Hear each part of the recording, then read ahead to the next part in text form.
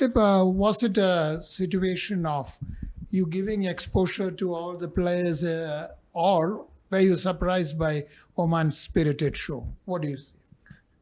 See, I feel they played some good brand of cricket. And I told in the post match also that they batted really well. There was a little bit of dew, but that's not an excuse. They batted really well. And from our batting point of view, our batters didn't get a lot of game time.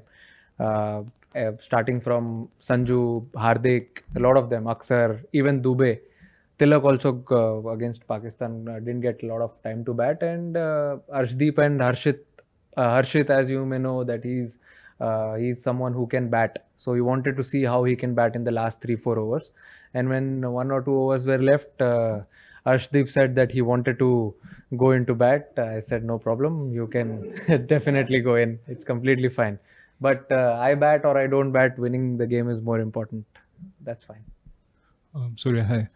Surya, we all know India, Pakistan, high pressure always. Playing them twice in a week, especially in the current scenario, given all that's going on, how challenging is that? And do you feel after your last performance against Pakistan, where you guys were so impressive, the focus has kind of, not from within the team, but outside, the focus has shifted away from the performance and all that happened later?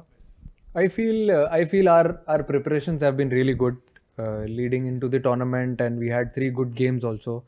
So but we are actually focusing on what we can do best. And as I said on the toss as well, that we want to follow all the good habits which we've been doing in the last 2-3 games, and we'll take one game at a time. But yeah, as you said, it doesn't give us an edge that we have played them once and we had a good game. So of course it will be a good game. We'll have to start well from scratch, and whoever plays well will win the game.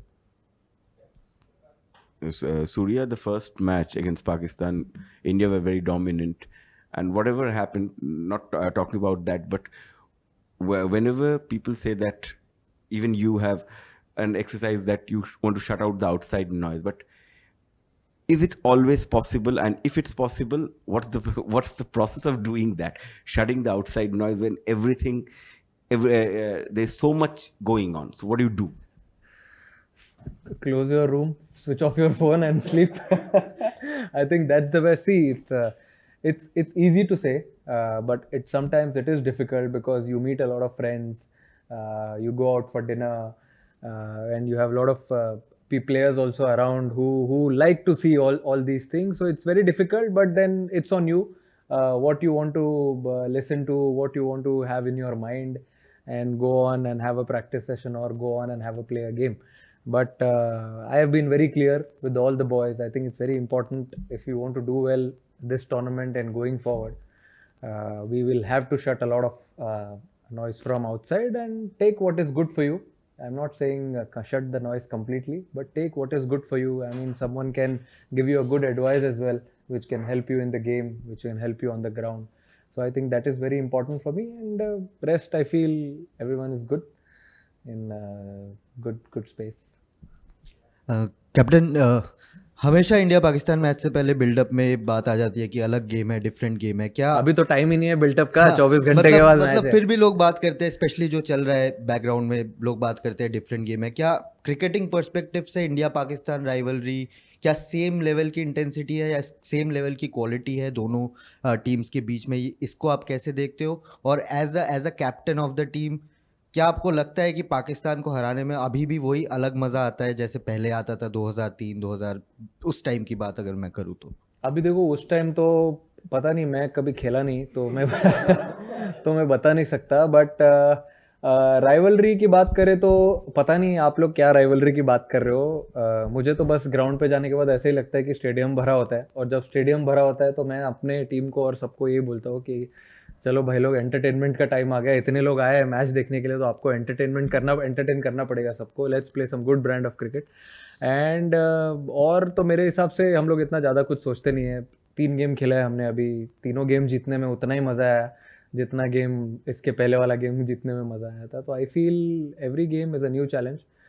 We take it in a stride, और अच्छा लगता है. जीतते हैं और कुछ उसमें से सीखते हैं और नेक्स्ट गेम में ट्राई करते करने के लिए. पाकिस्तान के खिलाफ पिछले मैच में बैट से भी और बाकी चीज़ों से भी भारतीय टीम ने बहुत अच्छा किया है. अगले मैच में भी बाकी चीजें क्या होती है भाई? अगले मैच में भी भारतीय टीम वैसे ही करेगी जैसे पिछले मैच में किया था। अच्छा, बॉल से अच्छा किया था, करेक्ट, वो बोलना चाह रहे हैं, फिर ठीक है जी, बिल्कुल। अच्छा बॉल और बैट का अच्छा कॉन्टेस्ट है, अच्छी इंटेंसिटी का भी कॉन्टेस्ट है। आई फील जैसे कि मैंने अभी लास्ट क्वेश्चन में बोला कि पूरा स्टेडियम भरा होता है, उससे ज़्यादा आपको क्या है, बेस्ट क्राउड आता है सपोर्ट करने के लिए। And it's best put your best foot forward for the country and enjoy the game. Surya, अब टूर्नामेंट का बिजनेस एंड है और इस यहाँ पर अरे ज़्यादा, अभी तो चालू है यार। बिजनेस एंड कैसे हो गया? अच्छा, लीग स्टेज का फिर ठीक हो गया।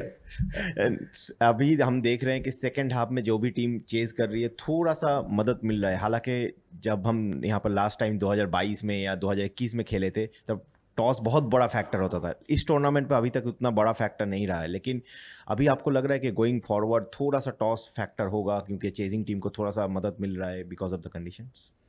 अब वहाँ तो पता नहीं, इतना डिफरेंस नहीं हुआ टॉस का दुबई में। यहाँ पे थोड़ा सा ह्यूमिड था, थोड़ा कंडीशंस बेटर हो गए सेकंड हाफ में, बट वहाँ पे मुझे ऐसा लगता है जो टीम 40 ओवर्स के लिए सिमिलर ही होता है, विकेट इतना चेंज नहीं होता है, ड्यू भी नहीं था इतना। तो जो टीम दोनों फेज अच्छा खेलेगी बैटिंग और बॉलिंग का, I think it will be good for them. मेरे हिसाब से तो इतना चेंज नहीं हुआ, दोनों इनिंग्स में कंडीशंस सिमिलर ही थे। सेकंड इनिंग में थोड़ा बेटर आया हो सकता है बैट पे ball, but I feel conditions for 40 overs were really good. Surya, for a change, was it nice to kind of play this game where the focus on all sides was just the cricket, and also to have run close with the opposition challenging you guys, and also all of the batters batting out 20 overs, which you didn't do in the two games. How does this set you up going into the Super Fours? I think focus was always on the game in all the 3 games which we played. It was never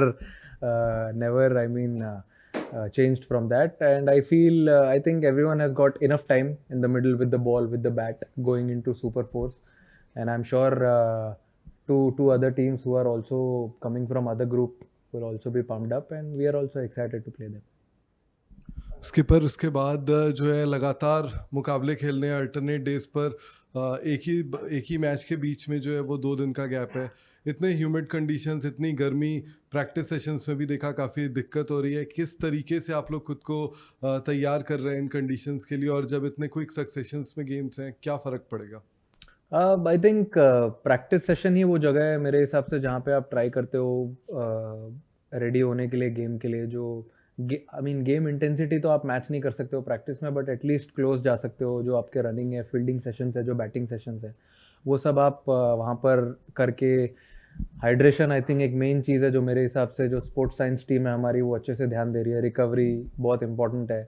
तो ये कुछ चीज़ें अभी आप इतने professional हो जाते हो ये लेवल पे आके कि आपको बताना ज़रूरी नहीं है कि कल मैच है या 2 दिन बाद मैच है, आपको कैसे प्रिपेयर करना है, क्या ध्यान रखना है। क्योंकि हम जब इंडिया में भी खेलते हैं, जब IPL खेलते हैं, फ्रेंचाइज क्रिकेट खेलते हो, तो आप 3 बजे का मैच भी खेलते हो, 4 बजे का मैच भी खेलते हो। तो उसके लिए कैसे प्रिपेयर करना है मेरे हिसाब से सिमिलर है। इधर आपके पास प्लस पॉइंट है कि आप शाम में खेल रहे हो, 6:30 गेम है सारे, तो सबको अपना अपना प्रिपरेशन आना चाहिए और सब अपने अपने हिसाब से प्रिपेयर कर ही रहे। किसी को इतना मतलब अभी तक तो मैंने देखा नहीं, अगर क्रैम्प्स वगैरह इतने आए नहीं है तो I think they are preparing themselves really well. Yeah, Surya, you spoke about the need to give people who have not played a game so that they get into some kind of rhythm.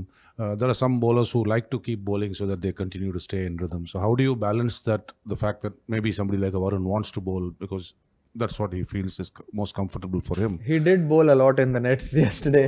That's his routine. If he's playing or not playing, he likes to come to the ground, bowl around 8 to 10 overs. And today also in the warm-up, he was almost pumped up.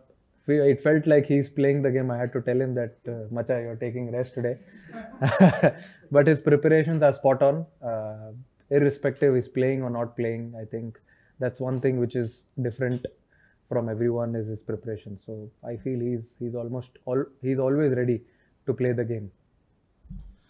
सूर्य भाई, पिछले जब India Pakistan का match था तो देखा हमने कि सुबह से जो पूरा हमारे देश में थोड़ा गुस्सा दिखाया गया, लेकिन शाम को जब हम मैच जीते तो पूरा देश में खुशी का माहौल था, एक अलग माहौल था। इस बार भी आपको देश को ये जीत गए ना, इसीलिए खुशी मनाया और क्या। तो इस बार भी कुछ ये कहेंगे देश को सिर्फ संडे को एंजॉय करें मैच और सब चीज़ों को भूल जाएं, क्या कुछ बोलेंगे? देखो, जैसे भी कंट्री हमेशा सपोर्ट करता है हर गेम में, वैसे ही ये गेम में भी सपोर्ट करते रहे, और संडे है तो मेरे हिसाब से ज़्यादा लोग बैठ के देखेंगे मैच, तो आराम से बैठे एंजॉय करें गेम, और हम लोग ग्राउंड पे जाएंगे तो पूरी कोशिश करेंगे सेम इंटेंसिटी से खेले, सेम एनर्जी से खेले, और हमेशा हम ट्राई करते हैं अपना ए गेम आगे रखने के लिए, और वही ट्राई करेंगे पूरा ग्राउंड पे। सूर्या, आपने 100 से ज़्यादा इंटरनेशनल मैच खेले हैं, कप्तान वर्ल्ड कप विनिंग टीम का भी हिस्सा रहे हैं। जो पूरा कॉन्टेक्स्ट था पिछले मैच का, उस लिहाज से was this your best match T20 international में? जिस तरह का रिएक्शन, सारी चीज़ें रही, मतलब मैं समझा नहीं। मतलब आपके लिए as a player that was the best match नहीं, वैसा इन तो टर्म्स नहीं ऑफ है। एवरीथिंग, जो so much was riding on this game? Best match तो मेरे लिए तब था जब मैंने फर्स्ट गेम खेला था इंडिया के लिए। उसके बाद से जितने भी मैच मैंने इंडिया के लिए खेले, जब भी मैंने फील्ड लिए वो जर्सी पहन के, हमेशा मेरे लिए एक प्राउड मोमेंट ही रहा है।